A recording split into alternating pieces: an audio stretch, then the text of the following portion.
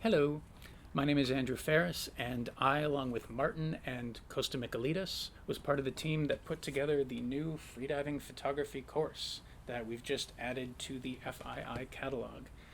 Martin asked me to talk with all of you a little bit about what we had in mind putting this course together, and from the beginning, we had a few high-level goals. First, we wanted to create a class that was more than just another underwater photography course. We'd seen a number of those, weren't particularly impressed, and so we wanted to create something that spoke to the unique technical and creative challenges of doing freediving photography. We also wanted to create a course that was going to be valuable as a learning experience, both for beginners and experienced photographers. So there's something in this course for students sort of at all levels of experience. We also wanted to create a curriculum that was going to be flexible enough that it could be taught in all of the different varied environments that you, the instructors, are teaching your courses in. So this course can be taught in the ocean, naturally, but it can also be taught in a lake, in a sinkhole, in a quarry, in a river, in a pool, if that's all you've got access to. We didn't want to limit the availability of this course to instructors who had access to ocean environments with reefs. We wanted to make it as flexible as possible. So, like the other specialty courses, spearfishing, waterman survival, that have a prerequisite of a level 1 certification, this course is the same.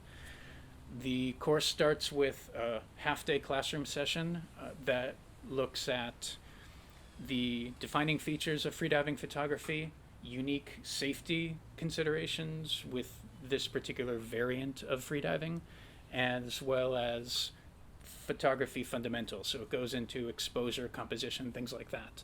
This leads into the open water session, where students have a chance to encounter the unique challenges of photographing static subjects, underwater aquatic wildlife, and human subjects in a real-world scenario. This leads back to the classroom for an editing lab, where students get a chance to see how post-processing and color correction can be a really important final step in the creation of a really impactful photograph. The manual we created for this class is also really, really fantastic. We went with a larger size, full color pages, full color photographs, so there's a lot of really great information, diagrams, charts, example photos. And our hope is that this manual is going to be a really valuable and beautiful tool that your students are going to take home and continue using to practice the things that they've learned in the class.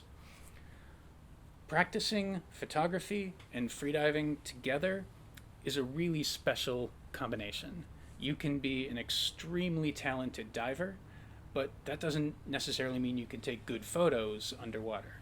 Likewise, you can be an extremely competent and creative photographer, but can you execute a photo that is well composed, properly framed, and in focus during an extended breath hold?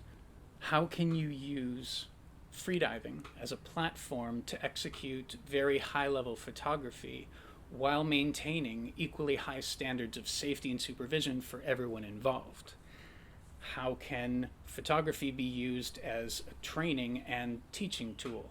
These are all questions that we go into in depth in the course, and we're really excited to start rolling this class out in a few select locations, basically where Costa, Martin, and I teach over the next year. But also, we want to start getting the ball rolling on getting other instructors certified to start teaching this class so that we can get it out to as many students as we can.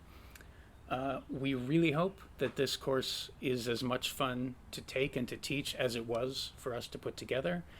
Please feel free to reach out to Martin, Costa, or myself if you have any questions about the course. Thank you again for listening, and aloha.